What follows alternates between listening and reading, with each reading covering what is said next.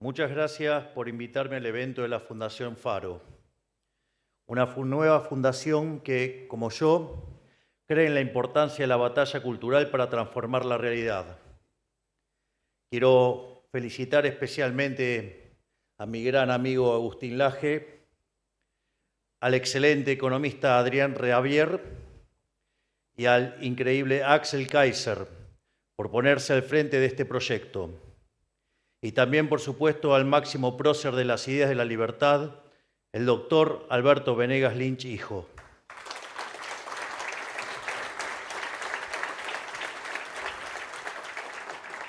Quiero que sepan que desde mi lugar y desde donde pueden contar siempre conmigo y con todo mi apoyo. Hoy quiero tomarme unos minutos para hablar del poder de las ideas, ya que estamos aquí en la cena de lanzamiento de una fundación que va a dedicarse a dar la batalla cultural. Toda acción siempre es precedida por una idea, porque actuar sin pensar es como disparar sin apuntar. Las ideas ganan guerra y pueden cambiar el curso de la historia, particularmente para nosotros, que llegamos donde llegamos por dar la batalla cultural. Cada idea es una bala que debe alcanzar su objetivo con la mayor precisión posible. En democracia, a través del debate de ideas se ganan elecciones y una idea ganadora siempre encontrará su camino. Y vaya que puedo dar cuenta de eso. Por este motivo, el que subestima el enorme poder de las ideas pierde antes de empezar. La izquierda, aunque no ha dudado en matar a 150 millones de seres humanos para lograr sus objetivos, siempre ha tenido claro que las ideas cambian el mundo. Lo dijo el propio Marx. Y otros luego tomaron su ejemplo. Los filósofos no han hecho nada más que interpretar de diversos modos el mundo, pero de lo que se trata es de transformarlo. De esta manera, la izquierda ha logrado instalar sus ideas yendo contra toda noción de sentido común e incluso contra la propia naturaleza humana. Le han hecho creer a buena parte de la sociedad que crear dinero a partir de la nada no tiene contraindicaciones, que quienes generan riqueza son villanos, que hay que cerrar centrales de energía nuclear para combatir el cambio climático, o que está bien utilizar fondos públicos para hacer política, tal cual hizo Cristina Fernández de Kirchner con el dinero de las AFJP, admitida por ella misma. Es decir, nos destrozó los ahorros a sabiendas, nos robaron con vudú y Massa nuestros ahorros a sabiendas de que era para liquidarse los stocks para hacerse política, y después vienen a hablar que ellos piensan en los jubilados. Deben pensar en estafarlos, porque claramente, digamos, no en otra cosa. Pero bueno, hoy fue condenada por segunda vez.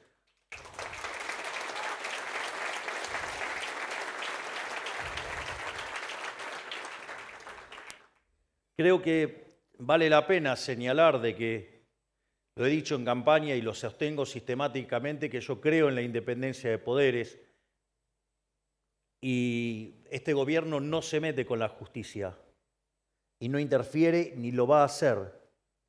Y es interesante porque es durante este gobierno que se condenó a Irán por los atentados y es en este gobierno que se la condenó a Cristina Fernández de Kirchner. O sea que parece que darle independencia al Poder Judicial sirve. Pero ninguna de estas cosas son meros ejercicios intelectuales, sino han tenido consecuencias catastróficas donde se hayan implementado. Es decir, el socialismo en siempre y en todo lugar, un fenómeno empobrecedor y asesino. O sea, es la característica de sus resultados. Y eso, digamos, todas estas cosas, ni más ni menos, siempre salieron de las ideas. Ahora bien, quienes defendemos las ideas de la libertad, muchas veces hemos confiado en que los propios resultados materiales de nuestras ideas iban a ser suficientes como para sostener nuestro modelo de país. Después de todo, ha sido el capitalismo de libre empresa el responsable de la mayor hazaña civilizatoria de la historia de la humanidad. Como todos saben, hasta el año 1800 el PBI per cápita del mundo prácticamente se mantuvo constante, pero a partir del siglo XIX y a raíz de la revolución industrial, el PBI per cápita no solo aumentó, sino que lo hizo de forma exponencial, multiplicándose por más de 20 veces y generando una explosión de riqueza que sacó de la pobreza al 90% de la población mundial, aun cuando se multiplicó la población por 8 veces. No hay datos más elocuentes que estos. Sin embargo, subestimar la batalla cultural ha sido un gran error, porque a pesar de los enormes éxitos del capitalismo, la izquierda ha logrado capturar las instituciones más prestigiosas a nivel nacional e internacional y las ha utilizado para pavimentar un verdadero camino de servidumbre. No podía dejar de citar a Hayek si me imaginaba, ¿no? O sea, si no, digamos, no era yo. No, claro, porque seguro que va a aparecer como el plagio de Milei en el discurso. Dijo camino de servidumbre.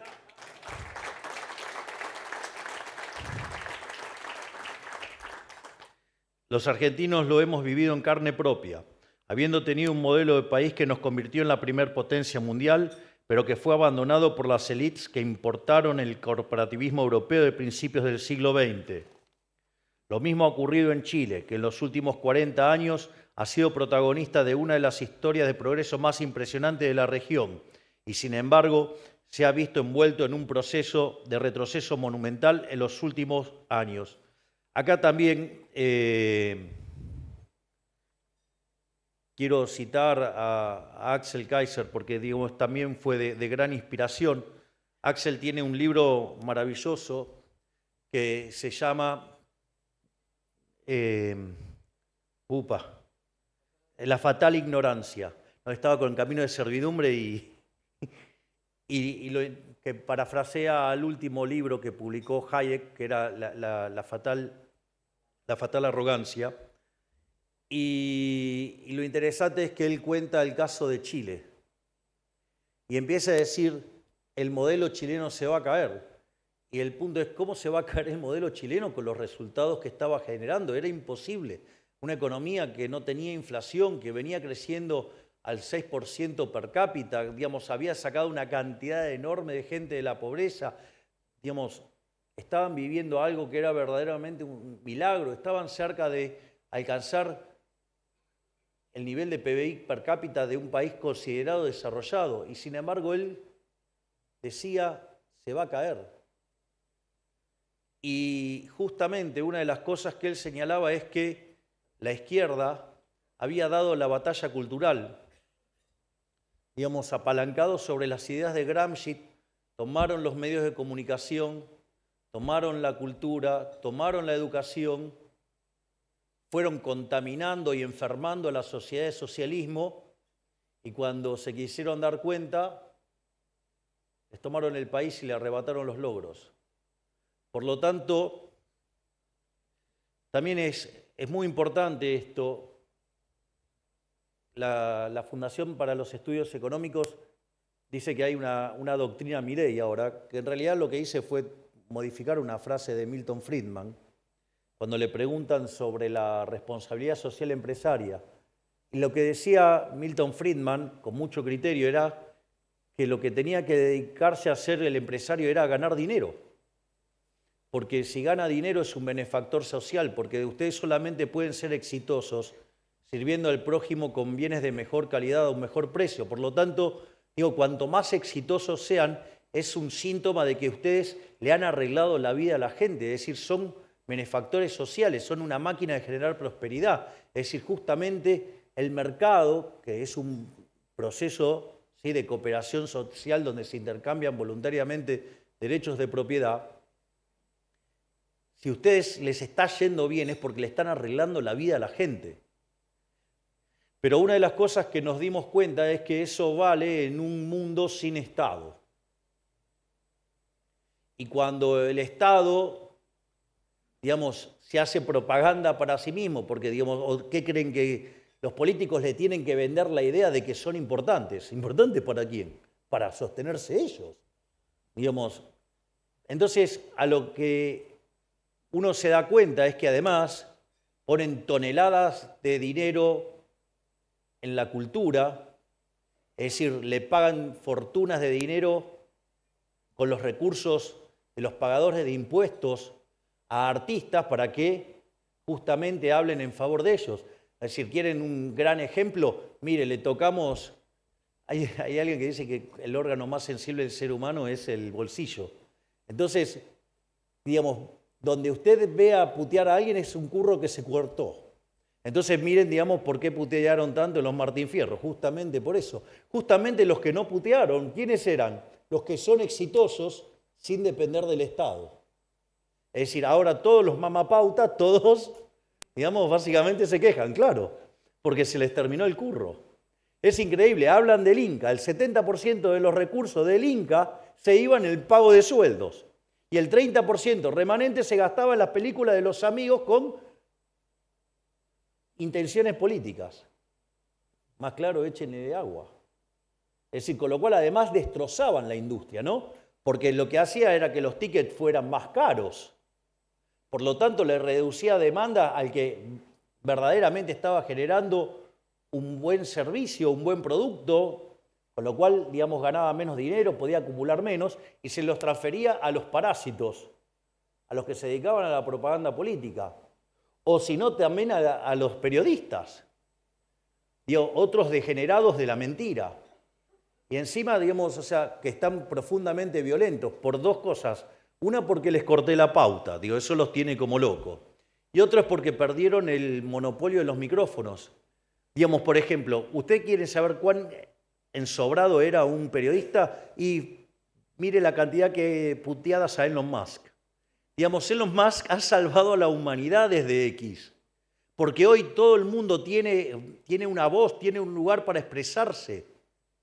Sin embargo, cuando era Twitter, había censura. Si ustedes no declaraban en línea con los woke, los censuraban. Y ni que hablar de los políticos que ponían plata ahí adentro y ¿saben qué? Nos bajaban las cuentas de Twitter en los momentos de las elecciones. Se los dice alguien que lo padeció en carne propia.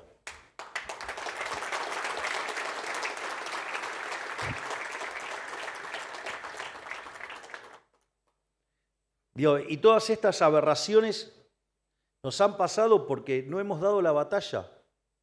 Es decir, si hay alguien que le hizo daño a la idea de la libertad, fue Fukuyama, con el fin de la historia, ¿no? Digamos, o sea, los zurdos se reagruparon, hicieron el Foro de San Pablo y después crearon la basura del siglo XXI y ganaron elecciones a más no poder. Fíjense, en Argentina tuvimos 4 periodos K. En Uruguay, Tabaré Vázquez, Pepe Mujica. En Chile, digamos, Bachelet, Lago, Boric. En Paraguay, Lugo. En Bolivia, Evo Morales. Castillo en Perú. Petro en Colombia. Lula y Dilma Rousseff en Brasil. López Obrador en México. ¿Se dan cuenta? Es decir, esto, bueno, ni que hablar, digamos, de Zapatero y Sánchez en España.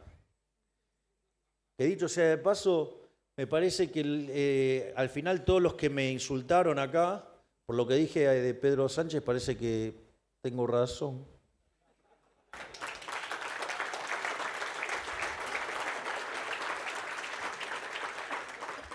Así, bajo el manto del sentimentalismo y buenas intenciones, los colectivistas lograron convertir en verdad indiscutible la mal llamada justicia social, que además se basa sobre una aberración que dice que donde hay una necesidad nace un derecho.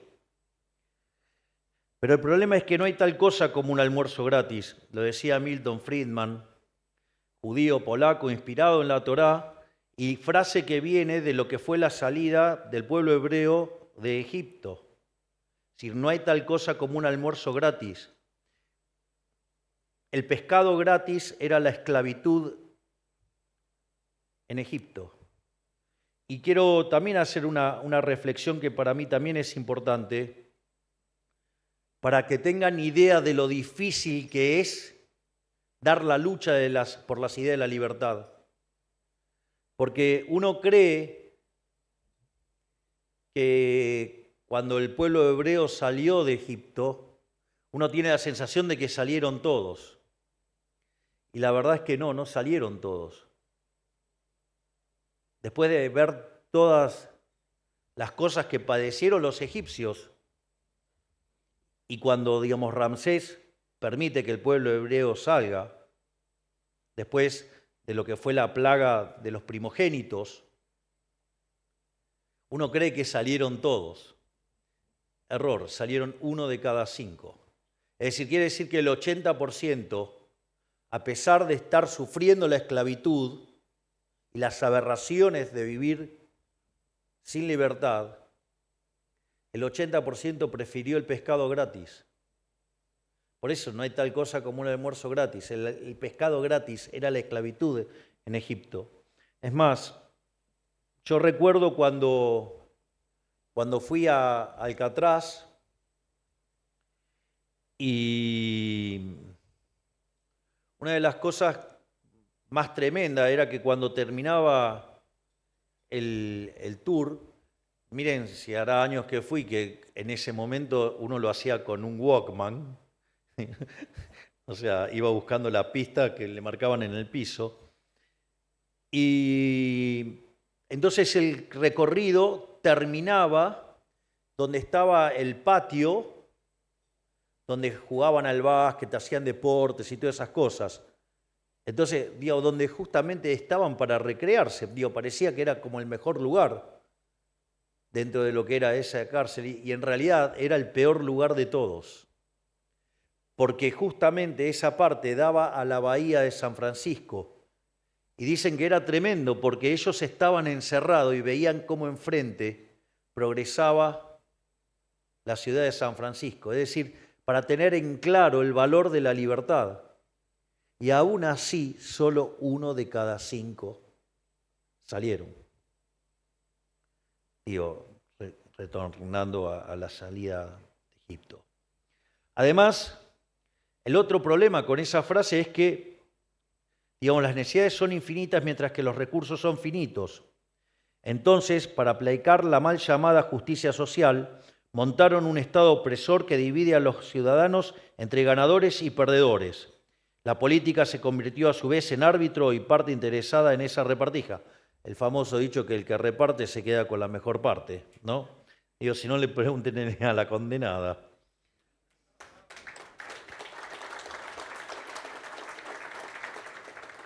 Los ganadores de este modelo, en su conjunto, constituyen lo que nosotros hemos denominado la casta, o un concepto todavía mucho mejor que ha profundizado y generado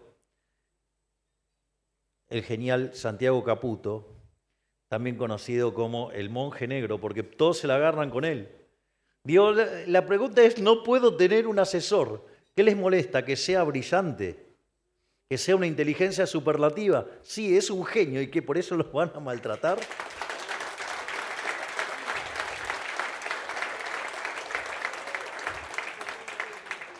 Digo, ¿qué es el concepto del partido del Estado? Me encanta, es mucho mejor que el que usaba yo de la casta. Así que vamos a usar más el partido del Estado. Gracias, Santiago. Gracias por un montón de cosas. Este partido del Estado no es otra cosa que una megaestructura política que abarca a todos los sellos partidarios y que tiene como característica principal expropiar riqueza a quienes trabajan, producen y comercian, para repartirla entre ellos, los sindicatos, las organizaciones sociales, los actores, el periodismo ensobrado, los empresarios prebendarios y los diversos colectivos supuestamente oprimidos, entre otros, para que sus jerarcas vivan como reyes a costa del esfuerzo de los argentinos de bien. Ellos rechazan el modelo de la libertad, porque su subsistencia material depende de sostener un Estado omnipresente y omnipotente, que ellos llaman Estado presente. Para lavarle la cara, no por nada todos los ganadores de este modelo abogan continuamente por la expansión ilimitada del gasto público. Vieron que hay uno que dice que sí, que quiere un Estado grande. Lo decía, digo, bueno, ahora está medio corrido, después de que intentaron hacer fraude en la provincia de Buenos Aires cuando perdieron la interna. Pero él quería un Estado grande, pero un Estado eficiente, un oxímoron. O sea, hay en el libro Libre para elegir de Milton Friedman y Anna Rose Director, o Rose Friedman, habla Friedman de las 4 formas de gastar. Ustedes pueden gastar su dinero en ustedes o en otros, o, digamos, pueden gastar el dinero de otros, en ustedes y en otros. O sea, ¿cuál es la mejor forma de gastar? Y gastar el dinero propio en uno mismo, porque uno sabe lo que le costó y sabe lo que quiere. Ahora, por ejemplo, ustedes pueden gastar el dinero suyo en otros. ¿Qué es lo que hacen? Minimizan el costo. ¿Sí? Digamos, no sé, es cuando quieren hacer un regalo. Tratan de quedar bien con lo menos posible. La otra es gastar el dinero de otros en uno mismo. Digo, ahí despilfarran. ¿Por qué? Y porque total la cuenta la paga otro. Entonces, en esa combinación, ¿cuál es la peor forma de gastar? Gastar el dinero de otros en otros, que es justamente lo que hace el Estado. Por lo tanto, nunca va a funcionar bien. ¿Cuántos años hace que escuchan hablar? No, vamos a hacer eficiente Aerolíneas Argentinas. Pierde 700 palos verdes por año. Llevamos acumulados 8.000 palos de pérdida. Es decir, es interesante porque, digamos, esto lo hacen tipos que se llaman progresistas. O sea, digamos, zurditos. Va. Ahora,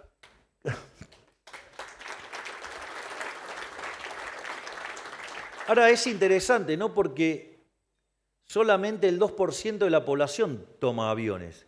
Quiere decir que el 2% que está más arriba de la distribución del ingreso, ¿sí?, es beneficiado por el trabajo del 98% de la sociedad. Entre ellos, por ejemplo, no sé, los chicos del Chaco que no tienen para comer. Es decir, es algo, digamos, en la lógica de ellos, yo no hablo en estos términos, digamos, cuando pienso en mis políticas, pero algo recontra regresivo. Es decir, es casi violento teniendo 2 de cada 3 chicos pobres, ¿no? Es decir, estar sosteniendo una aerolínea que nos cuesta 700 palos verdes de pérdida, que lleva acumulado 8.000 millones de pérdida. Es un verdadero disparate. Entonces, la pregunta es, ok, estoy dando un subsidio entonces con Aerolíneas Argentinas. Ahora la pregunta es, entonces, ¿qué tengo? Estoy recibiendo a cambio un bien de mejor calidad y un mejor precio. O sea, tengo el super servicio y súper barato. Pero sucede que ni tengo el super servicio, porque es como que tengo una low cost cara, y al mismo tiempo, digamos, tengo un servicio de mala calidad. O sea, es el peor de los mundos. Entonces, la pregunta es, ¿y entonces dónde está la plata? Porque si no tengo mejor calidad, no tengo mejor precio o una combinación, ¿dónde está la plata? Bueno, ¿dónde está la plata? Justamente en un gasto desorbitante en los sueldos, totalmente fuera de mercado. Por eso es que cuando dijimos, o cierra o se la damos, no la quieren. Claro, porque no pueden sostener con su propio bolsillo la mentira que tienen en todos los privilegios que tienen. Es decir, están ahí, digamos, son los privilegios. Y les digo más, tampoco es cierto que alcanza, porque ahí, digamos, está lleno de imbéciles diciendo cualquier cosa, no alcanza con que el resultado neto del ejercicio sea 0. Tiene que ser 0 en términos de flujo de fondos, en el mejor de los casos, si quisieran hacer un argumento así. Porque les aviso que hay que también pagar las inversiones. Es decir, todos los que tienen acá empresas saben, digamos, lo que es un flujo de fondos, y si ustedes no reponen el capital, eso también es un problema. Entonces no es solamente el resultado. Y si quieren sostener esta mentira, que digan a quién quieren que expropiemos.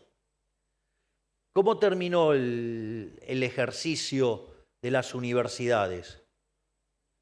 Usaron una causa noble para esconder los curros de un conjunto de delincuentes y básicamente no era que nadie estaba pensando en privatizar la universidad, nadie estaba pensando en arancelarla. Lo único que queríamos hacer, ¿qué era? Auditarla.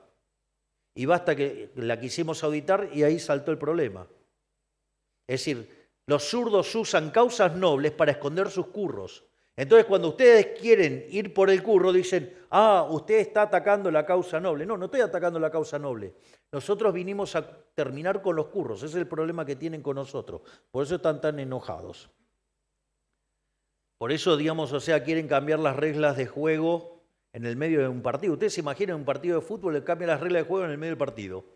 Y son para un lado de una manera y para otro de otra manera. Llámese el DNU, ¿no? Lo que quisieron hacer con los DNU. Es decir, no se bancan que está saliendo bien, porque saben que esto sale bien y se les terminó la mentira y no vuelven más.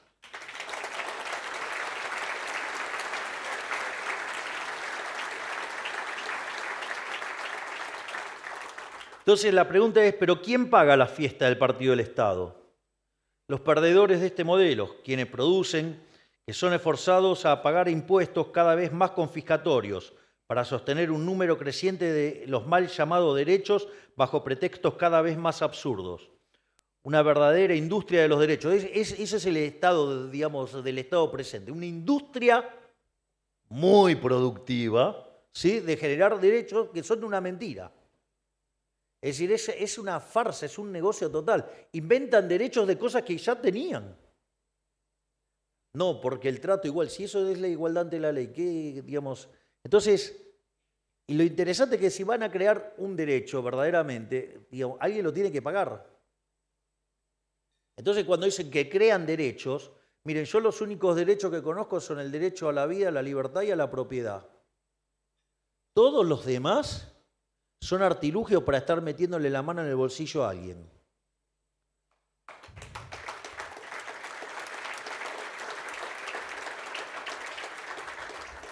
En el fondo, este modelo siniestro, en pocas palabras, reemplazó el libre intercambio de bienes y servicios por la distribución arbitraria de la riqueza a punta de pistola. Reemplazó las comunidades libres por la colectivización forzada. Reemplazó el caos creativo del mercado por el orden estéril y esclerótico del socialismo. Y nada de esto ha sido gratuito.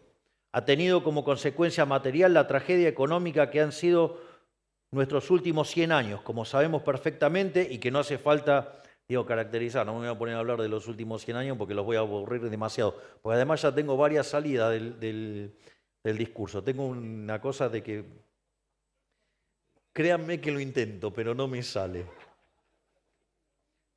Ya algún día lo voy a lograr. Ya voy a ser disciplinado. Pero por ahora, digamos, o sea, está divertido que no lo sea.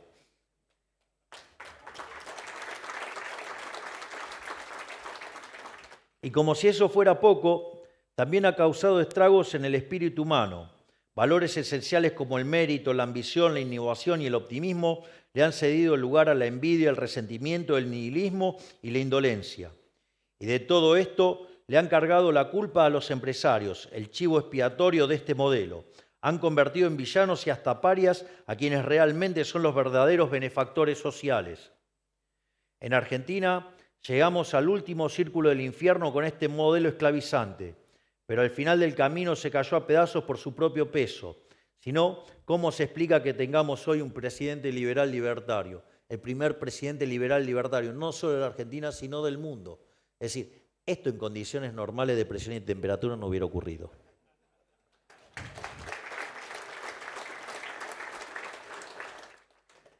Pero en el resto del mundo libre, donde las cepas de este virus han intoxicado a gran parte de la clase dirigente durante años, también las ideas de izquierda se empiezan a resquebrajar.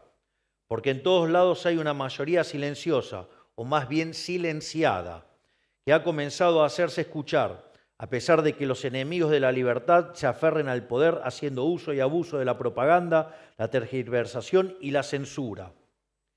Esto ha dado origen a un gran realineamiento político a nivel local y global. Se están sincerando los tantos y el mapa político empieza a reflejar cada vez más fielmente la realidad. De un lado se empiezan a amontonar todos los partidos políticos tradicionales, que se representan como antagónicos, pero que en el fondo siempre fueron socios y beneficiarios de un mismo status quo. Junto a ellos se amontonan sus clientes, las corporaciones privilegiadas y todos aquellos que de alguna manera viven de los impuestos. Del otro lado, el ciudadano de a pie, el trabajador, el empresario, el que día tras día es despojado de su libertad y sus bienes en nombre de un modelo que lo que considera un ciudadano de segunda. En Argentina, esto quedó clarísimo en noviembre del año pasado, cuando prácticamente no hubo organización que no pida el voto por masa. Recuerden que hasta la AFA, la UIA y varios radicales hicieron la venia al señor Massa. De hecho, es más, gente que también estaba por el cambio traicionó a sus propias filas yéndose por Massa. Está claro de quién estoy hablando, ¿no?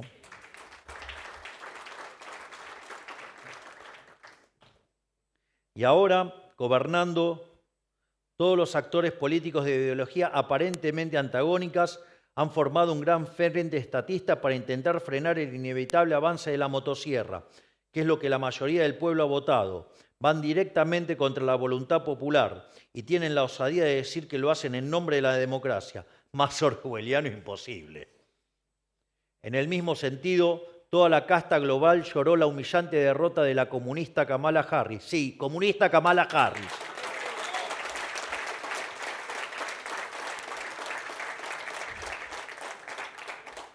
Mientras que la libertad avanza, ve con esperanza, como el resto de las personas de bien, una segunda presidencia de Donald Trump.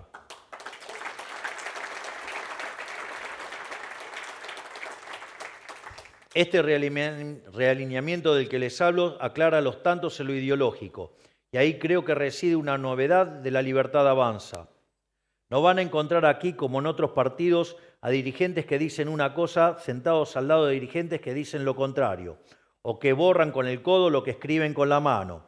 Nosotros no somos un partido cachol, como dicen los americanos, porque el todo a veces termina siendo menos que la suma de las partes, sobre todo cuando se trata de políticos castosos. La ancha avenida del medio se termina convirtiendo en una rotonda sin destino. Si no, pregúntenle al Siniestro, que convocó dirigentes de todos colores y gustos y así le fue. Hizo una de las campañas más ineficientes y costosas de la historia. Se gastó 150 palos para sacar solamente 11% de los votos. No veo que se ría mucho de las desgracias del Siniestro. Bueno, para nosotros la flexibilidad y el claroscuro no son valores. Defendemos de forma cerrada un conjunto innegociable de principios, que el libre mercado produce prosperidad para todos, que el gobierno tiene que ser limitado, que los argentinos saben mejor que un burócrata cómo producir, a quién emplear y con quién comerciar, y que el que las hace las paga, y hoy se notó.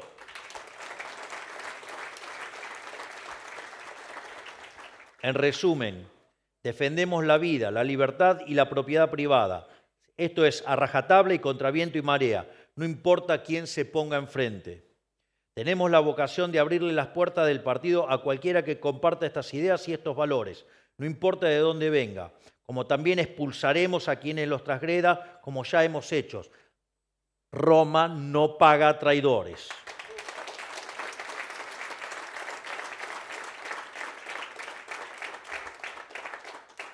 Lo curioso es que se trata de principios que son de sentido común, que el argentino de a pie íntimamente comparte, porque son verdades naturales, inherentes al ser humano, pero que el establishment político durante años expulsó del debate público y las tildó de ideas radicalizadas. Milei es un extremo, no, yo no soy un extremo, ellos son un conjunto de chorros, que es otra cosa.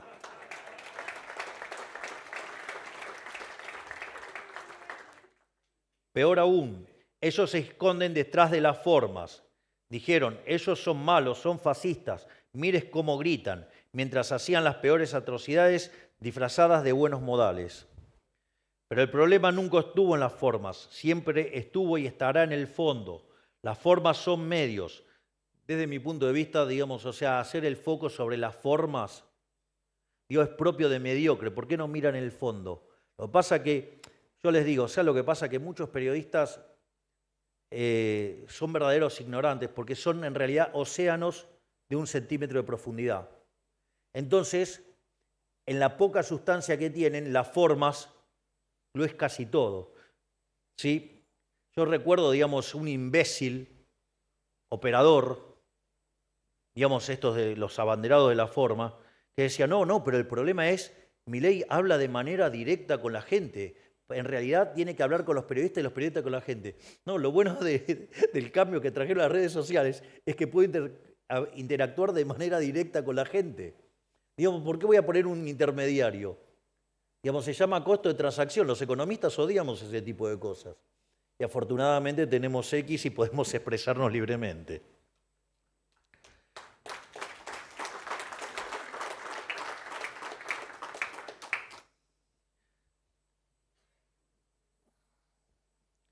Se los evalúa según su efectividad.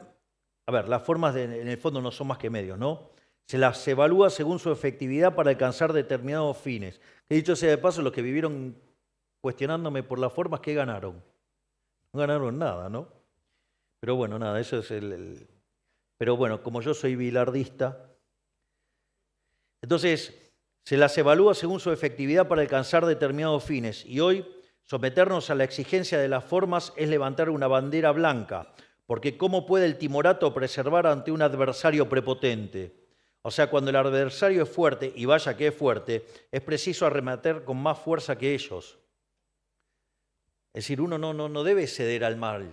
Esta frase Mises la usaba recurrentemente. No hay que ceder al mal, hay que combatirlo con muchísima más fuerza. ¿Y ustedes qué creen? Que, ustedes van a enfrentar a los cucas con buenos modales, se lo van a llevar puesto.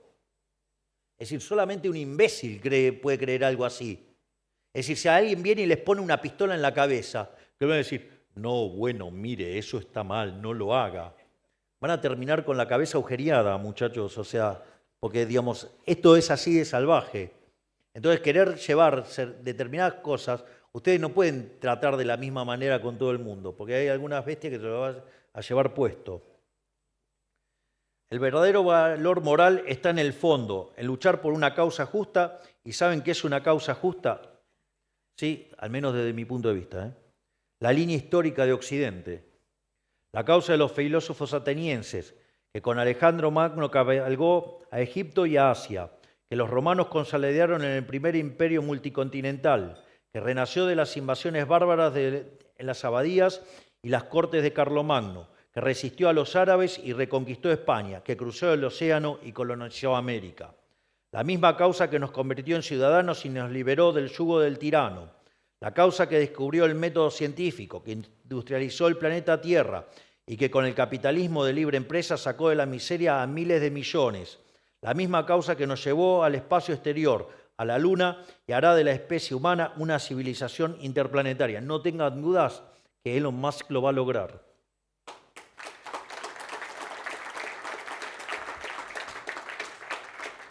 En definitiva, hablo de la gran gesta civilizatoria que es Occidente, una causa de honor, de coraje, de mérito y de búsqueda implacable de la verdad. Esa es nuestra causa. Esa es la línea histórica que venimos a restaurar. Hoy, después de décadas, finalmente el mapa de la política se está sincerando y los bandos se ven de forma clara. Quienes están avergonzados de nuestra obra civilizatoria contra quienes estamos orgullosos de ella. El partido del Estado contra el partido de los trabajadores, el partido de las formas contra el partido del fondo, el partido de la regulación contra el partido de la libertad, quienes viven de los impuestos y quienes trabajan para pagarlos. A estos últimos representamos nosotros y a ellos hemos venido a darles voz. Este es el viento de cambio que sopla hoy en la Argentina y también cada vez más suena en el resto del mundo. Sin embargo, el camino aún es cuesta arriba. Poco a poco el antiguo régimen se derrumba por su propio peso, pero el nuevo mundo tardará aún en nacer, porque el modelo de la casta y su arsenal de propaganda ha hecho un daño incalculable en el espíritu de nuestros conciudadanos, y porque ellos, mal que nos pese, aún ocupan la mayoría de los espacios de poder e influencia. Aquí en Argentina y afuera controlan la mayoría de los medios, las cátedras universitarias, la burocracia estatal, los sindicatos, las organizaciones sociales, las organizaciones supranacionales y también muchísimas fundaciones. Hablamos de una superestructura, una catedral del déficit fiscal. O sea, ellos se tomaron tan en serio la batalla cultural que colonizaron todas las instituciones en función de construir lo que Gramsci llamaba hegemonía. Y vaya que lo lograron. En el camino, nosotros también hemos aprendido algo de Gramsci. Estamos dispuestos a usar las armas del enemigo.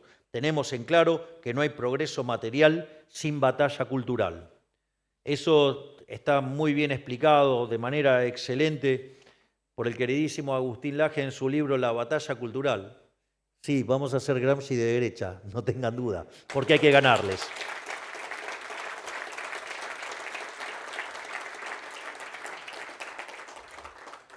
no vamos a parar hasta que las pantallas, las universidades, las instituciones y las leyes reflejen los valores de Occidente. Por eso es tan importante que estemos hoy aquí teniendo esta conversación. Instituciones como la Fundación Faro cumplen y deben cumplir un rol central en la construcción del nuevo mundo, porque tienen el desafío enorme de restituir el sentido común en la cultura occidental. Ni más ni menos que eso. Vaya tarea que tienen, queridos amigos. Y para eso necesitamos formar líderes y evangelizarlos que lleven las ideas de la libertad a cada rincón del país y disputarle el campo de las ideas a la izquierda. Ellos vienen educando a la sociedad desde hace 80 años, así que estamos 80 años atrasados. Por eso los empresarios no pueden ser indiferentes en esta disputa. Tienen que tomar partido de forma activa. Ya hemos aprendido que el costo de no involucrarse es demasiado alto. Así que comenzamos a trabajar, porque ellos no van a hacer la valija e irse a su casa. Se van a aferrar con uñas y dientes a este orden esclerótico que queremos derribar. Y porque además hoy tenemos una oportunidad histórica, que es que la Argentina se va para arriba y después de 12 años de recesión se va para arriba en serio. ¿Acaso no vieron el último dato de inflación?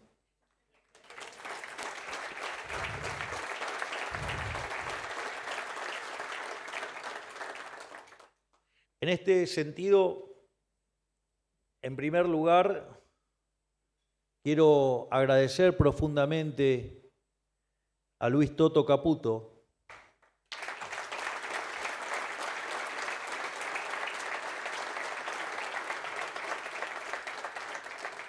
porque ha tenido que soportar todo tipo de agresiones. Por ejemplo, decían que no había plan. Y la pregunta es, ¿la inflación mayorista pasó del 54% al 2%? O sea, 27 veces cayó. Si toman la inflación del consumidor del 25,5 al 2,7, casi 10 veces. Digo, ¿qué creen? ¿Que eso se da por arte de magia? No, ese es el trabajo de un tipo que labura en serio y que justamente ha sido premiado como el mejor ministro de Economía del mundo. Es decir, y además, les cuento algo, es el mejor ministro de Economía de la historia y lo voy a explicar ahora.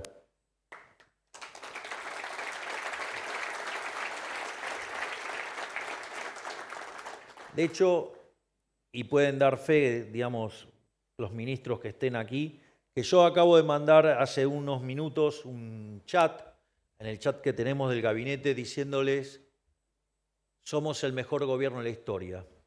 Y voy a explicar por qué. El dato de 2,7% de inflación al consumidor, ustedes lo tienen que descomponer en dos partes.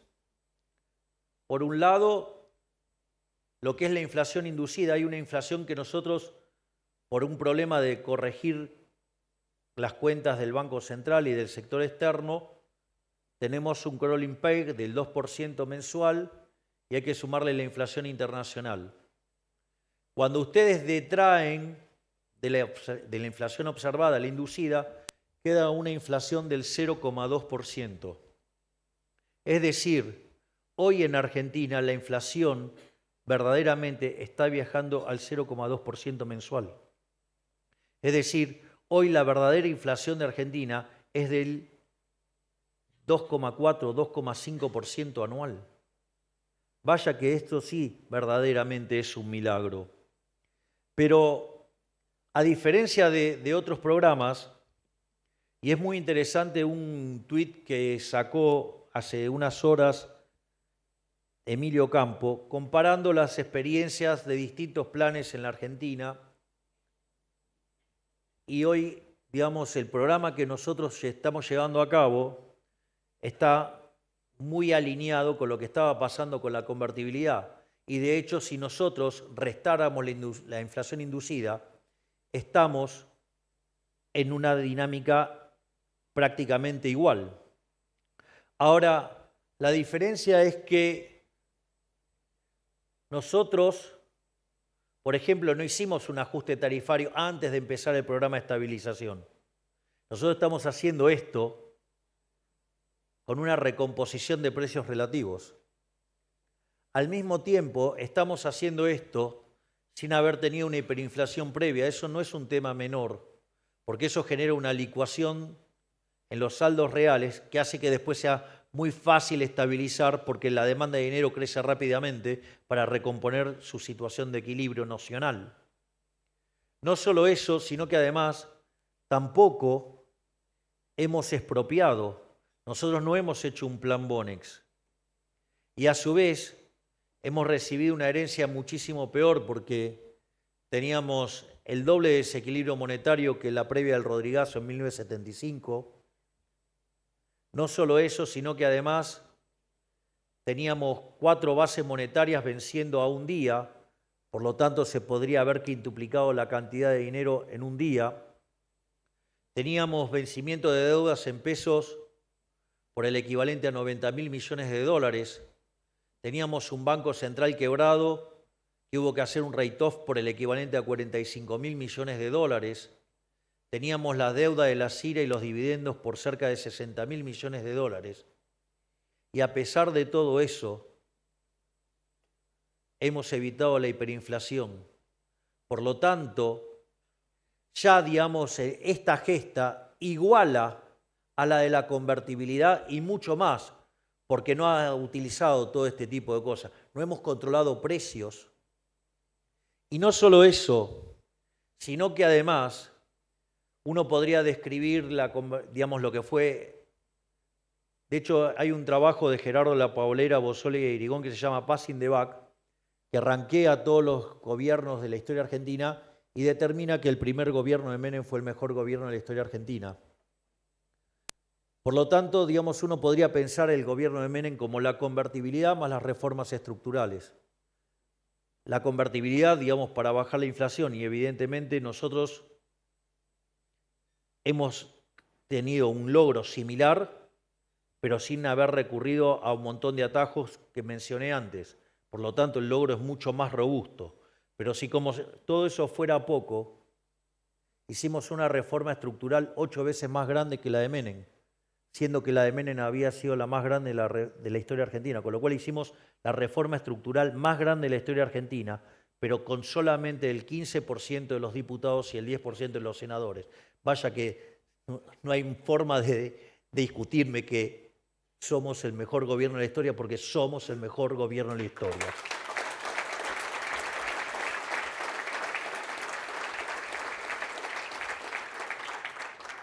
Porque de nuestro lado tenemos lo más importante, la legitimidad de los resultados.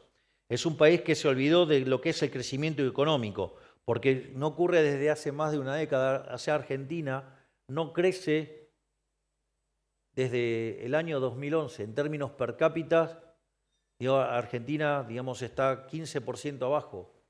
Es decir, Argentina mató el crecimiento económico.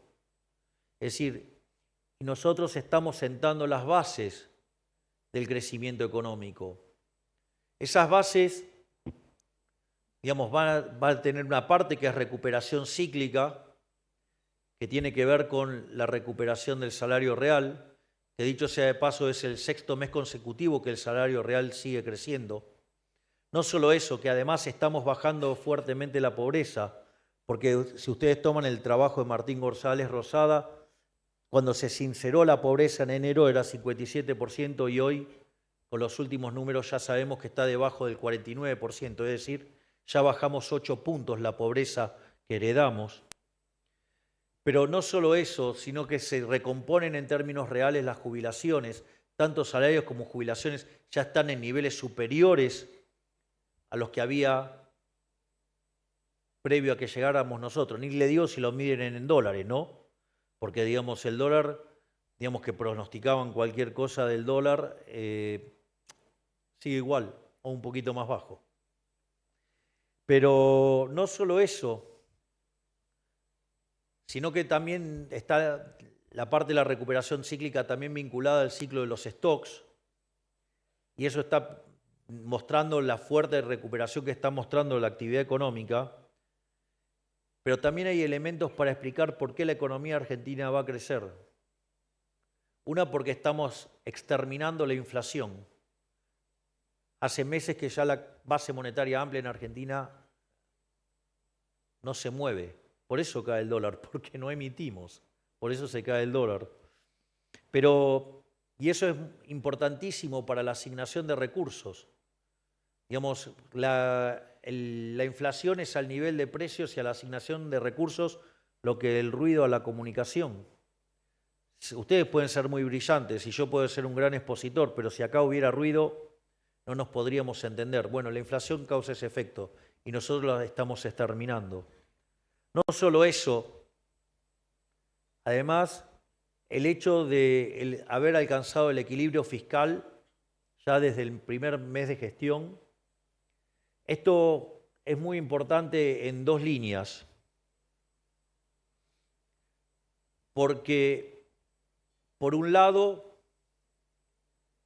mantener el equilibrio fiscal en la línea financiera hace que la relación deuda-producto sea no creciente, por lo tanto Argentina es solvente. Y si no vieron los números hoy, les cuento que hoy el riesgo país llegó a 800 puntos básicos y de seguir así vamos a quebrar esa línea también.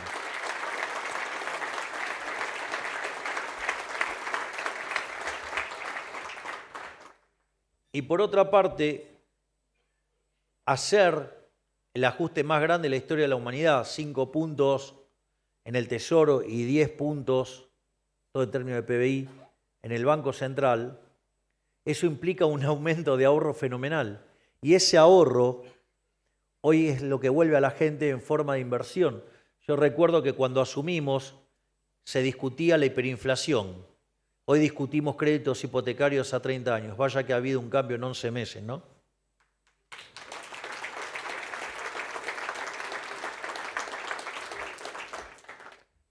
Al mismo tiempo, la reforma estructural que hemos hecho en Ley Bases y DNU implica subir 90 puestos en términos de libertad económica. Claro, si yo lo planteo así parece una cosa muy abstracta. Yo les podría decir, miren, pero a mayor libertad económica, mayor PBI per cápita, les seguiría pareciendo abstracta. Les podría decir que Irlanda hace 40 años era el país más miserable de Europa y haberse convertido en el país más libre del mundo hace que tenga un PBI per cápita 50% mayor que el de Estados Unidos. Eso empieza a tener otra música. Bueno, con las reformas estructurales que hicimos, hoy tenemos instituciones alineadas con países como Alemania, Francia, Italia. Pero además, yo estoy orgulloso de todos mis ministros, pero hay algunos que hacen más ruido que otros. Tengo uno que hace ruido todos los días y que me llena de alegría, que es el coloso Federico Sturzenegger, que todos los días desregula algo nuevo.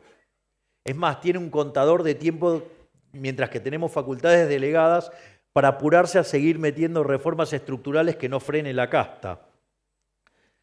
Pero le cuento algo más.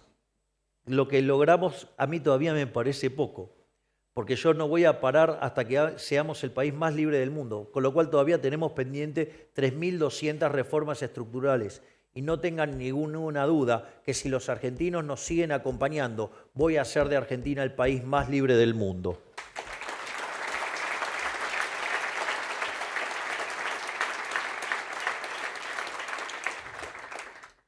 Pero esto no es solamente una batalla política, no es solamente una batalla en lo económico, porque esos son logros circunstanciales. Lo relevante que le va a dar perdurabilidad en el tiempo a esto es la batalla cultural. Es decir, ustedes necesitan dar la batalla en todos los planos. Hay que darla en la política, hay que darla en la economía porque hay que tener logros. Hoy el socialismo del siglo XXI se cae porque no tiene logros. Entonces, tuvieron política, tuvieron batalla cultural, pero no tuvieron economía. Bueno, nosotros, como tenemos ideas mejores, triunfamos en lo económico, ahora triunfamos en lo político, pero es importantísimo darle sustento a la batalla cultural. Si no damos la batalla cultural, nos va a pasar lo que pasó en todo el mundo en los 90, una explosión de libertad, y luego de esa explosión de libertad, los zurdos volvieron a tomar todo el mundo y lo hicieron con muchísima más fuerza. Esto, por eso me parece muy interesante tomar una anécdota de Margaret Thatcher, que un periodista le pregunta cuál es su mayor logro, a lo que ella le responde: Tony Blair y el nuevo laborismo. Forzamos a nuestros adversarios a cambiar de opinión. Es decir, si ustedes se fijan, una de las cosas que ha pasado en los últimos años, y esto pueden dar fe, digamos, Agustín, Adrián, digamos, o nuestro prócer Alberto Venegas Lynch, hijo, cómo ha cambiado el debate. Y eso hubo, a veces también la suerte también tiene una parte, ¿no? Porque nosotros, digamos, todos veníamos haciendo la batalla cultural, veníamos peleando desde las ideas, cada vez con más éxito, cada vez con mayores convocatorias, y las circunstancias, que les puedo asegurar que no son nada románticas, lo que me llevó a la política, porque lo que me metió en la política fue la censura que impulsaba, digamos, el gobierno de Alberto Fernández para con los liberales, ideada por ese impresentable que es diputado de la Nación, Leandro Santoro, que llamaba a la censura de los libertarios directamente. Digo, que quede claro. O sea, en el fondo, digo, bueno, esto es una interpretación muy judaica. Tenemos que darle las gracias a Leandro Santoro. Nos permitió tener un liberal libertario como presidente al tratar de censurarnos.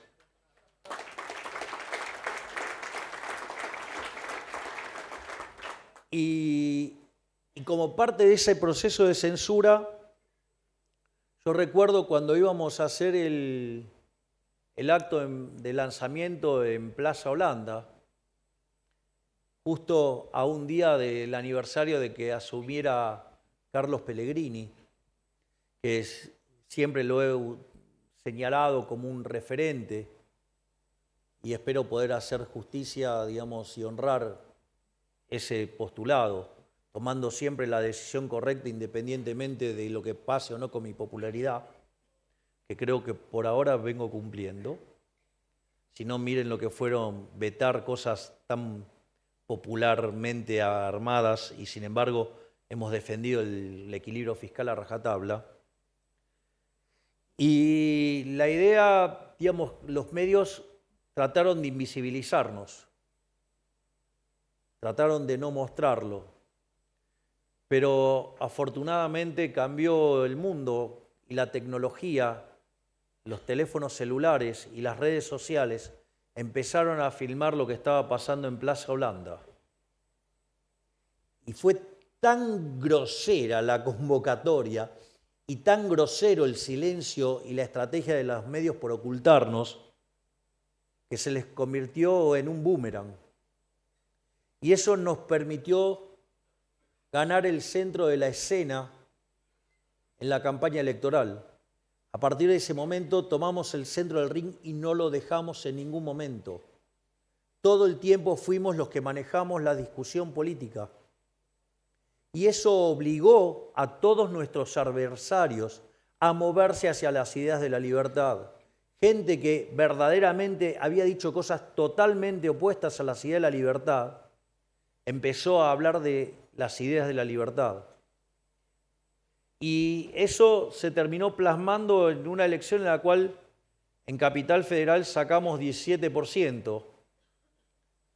Y después apareció otro hecho también fortuito. En especial esto dedicado para los que dicen yo no voté a Karina. Cuando yo, digamos, a mí me resultaba muy incómodo tener que cobrar mi dieta de diputado porque, digamos, básicamente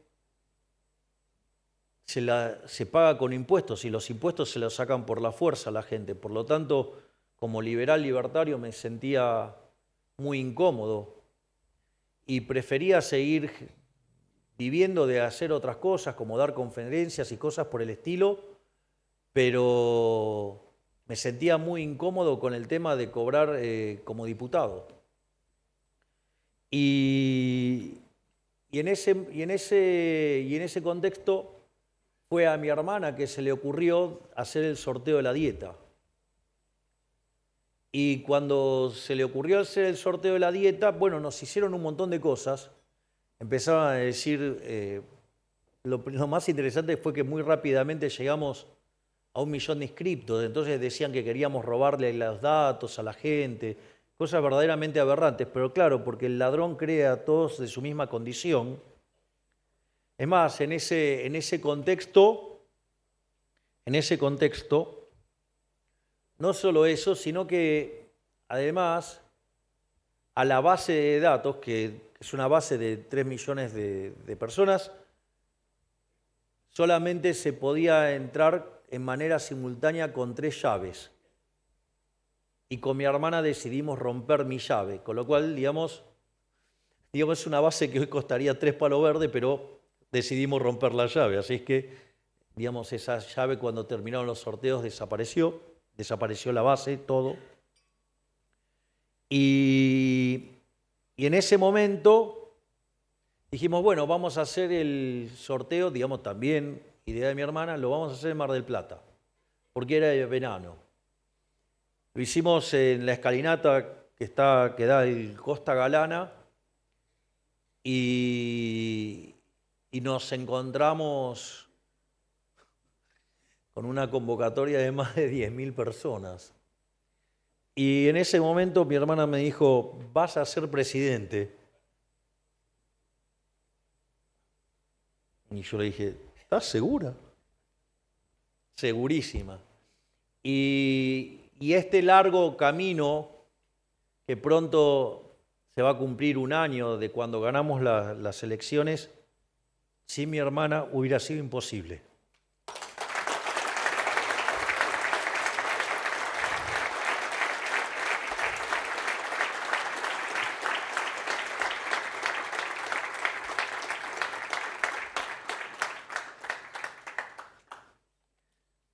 Y la verdad es que vaya que es una pieza fundamental, porque si hay algo que es difícil en Argentina es armar un partido político, porque están toda la máquina de impedir para que no pueda haber competencia.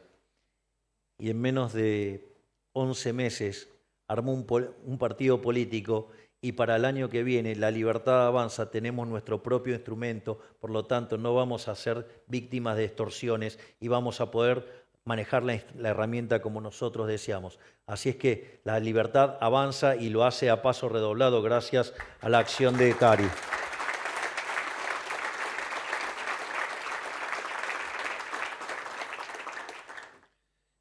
Volviendo al discurso, perdón, que estaba explicando el éxito de Thatcher y obligando, digamos, a los laboristas a discutir en el plano de la libertad. ¿Y esto por qué ocurrió? Porque cuando concluyó su mandato, el éxito de su programa era tan inapelable que el Partido Laborista se tuvo que volver ortodoxo en lo económico. Es decir, se dejó de discutir la ley de la gravedad. Es decir, se dejó de poner en juego la restricción de presupuestos. Los resultados fueron tan inapelables que no les quedó alternativa. El laborismo era algo así como el populismo de acá y, digamos, saquen sus propias conclusiones. Hoy hasta los heterodoxos reconocen que era importante el equilibrio fiscal, pero hasta hace poco eran todos gastomaníacos. Es decir, ¿y por qué, digamos, los estamos doblegando? Miren los streamers kirchneristas, reconocen que estamos bajando la inflación, reconocen que la inflación es un fenómeno monetario. Bueno, todavía les falta hacer un upgrade nuevo, que es entender que la contracara de esto es el equilibrio fiscal. Es decir, ustedes no emiten dinero porque sí. Emiten porque cuando hay déficit fiscal y no lo pueden financiar con endeudamiento, se endeudan contra el Banco Central, o sea, emiten dinero y eso genera inflación. Pero ya en algún momento, digamos, van a hacer el catch-up. Digamos, todavía no conectan el déficit con la deuda, pero ya lo van a hacer, porque la verdad que el logro también es inapelable. Porque piensen que en Argentina de los últimos 123 años, 113 hubo déficit. Y los 10 años que no hubo déficit fue porque estábamos en default, porque no pagábamos los intereses. Es más, yo recuerdo que cuando nosotros dijimos que íbamos a ir a déficit cero, me dijeron que estaba loco. Digo, estoy bastante acostumbrado, me dicen loco desde chiquito, así que digamos, con lo cual digamos, mucho no me iba a afectar. Y recuerdo que en una nota Esteban Trebuch me pregunta, ¿vos estás loco? Y yo le dije, ¿sabés cuál es la diferencia entre un genio y un loco? El éxito. Bueno, decían que era imposible, nosotros lo logramos en un mes. Vaya que parece que van a tener que cambiarme el apodo. Pero bueno, para ir cerrando, quiero dejarles la siguiente reflexión. Hoy el mundo está en un cambio de época. Creo que a esta altura hay pocos que lo nieguen. Quizás hace algunos años no lo habíamos imaginado, pero nosotros los argentinos jugamos un papel importante en ese cambio. Porque somos vanguardia en materia política global. Estamos a la vanguardia del giro al sentido común. Estamos a la vanguardia del giro a la verdad. Somos vanguardia en reencontrarnos con las verdades de nuestro pasado para poder liderar hacia el futuro. Y somos vanguardia también en materia de gobierno. ¿O acaso no estamos demostrando que tantos supuestos imposibles y límites que el Círculo Rojo y el periodismo imponían como verdad absoluta, al final eran relativos? Decían que no pasábamos las PASO, decían que no teníamos estructura, decían que no íbamos a poder competir, decíamos que quedábamos terceros, decían que habíamos perdido el debate, decían que no íbamos a poder gobernar, decían que ajustar más de un punto del PBI era imposible, que el equilibrio fiscal era imposible, que terminar con los piquetes era imposible, que sacarle infinidad de privilegios a la casta política era imposible. Bueno, señores, acá estamos, nosotros lo hicimos.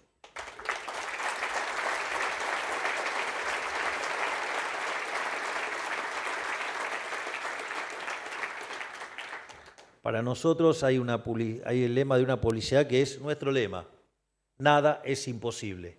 Nada es imposible. Nosotros lo estamos haciendo posible. Porque no solo que sabemos lo que hay que hacer y cómo hay que hacerlo, además, sobre todas las cosas, tenemos el coraje. Porque para nosotros la política no es el arte de lo posible, sino de hacer posible lo que todos consideran imposible. Uno por uno estamos resolviendo problemas que en la Argentina estuvieron abajo de la alfombra por décadas, incluso problemas que en el mundo libre pocos se animan a abordar, como el tema del déficit fiscal. Solo 5 países del mundo están arriba en la línea del equilibrio financiero. La Argentina es uno de ellos. Mi punto es que la Argentina puede y debe ser un faro del mundo, un faro de faros, inclusive ahora que los vientos de la libertad también soplan en el norte. Porque el mundo ha sido sumergido en una oscuridad profunda y exige a gritos ser iluminado. Nosotros podemos y debemos echar esa luz. Podemos ser ejemplo para un occidente que necesita desesperadamente reencontrarse con las ideas de la libertad. Por último, quiero decirles que cuando me vean a mí, no vean un presidente, ni siquiera tal vez a un economista, que es verdaderamente el título que me llena de orgullo de base. Les pido que vean una idea, esa idea del espíritu de Occidente que quiere renacer desde la Argentina hacia el mundo. Y aunque nos ataquen llenos de insolencia e impiedad, no teman, porque si bien somos meros mortales, las ideas son indestructibles. Por lo tanto, que Dios bendiga a los argentinos, que las fuerzas del cielo nos acompañen y ¡viva la libertad, carajo! Muchas gracias a todos. De esta manera despedimos al señor presidente de la Nación, doctor Javier Milei, y le pedimos a los presentes que mantengan sus lugares para continuar con las actividades programadas en el lanzamiento de la Fundación Faro.